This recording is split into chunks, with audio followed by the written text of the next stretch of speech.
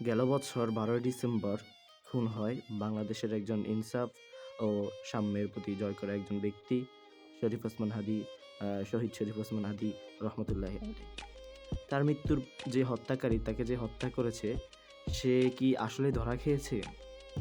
সে কি আসলেই পুলিশের কাছে ধরা খেয়েছে, নাকি তথ্যটি গুজব? সেটা আমি আপনাদেরকে আজকে ক্লিয়ার করব।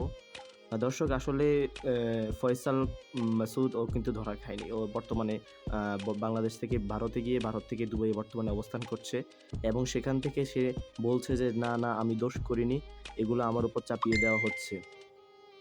সেজন্য সেই ভিডিও বার্তা সে সোশ্যাল মিডিয়া ছাড়ছে এবং মানুষকে এটা বোঝাতে চাচ্ছে। কিন্তু সকল তথ্যাদি প্রমাণ করে যে সেই হাদীকে হত্যা করেছে এবং সেই পালিয়েছে এখন। কিন্তু তার কথা অনুযায়ী হলো সে হত্যা করেনি। আসলে তাকে জোর করে তার উপর একটা বসিয়ে দেওয়া হচ্ছে এমন।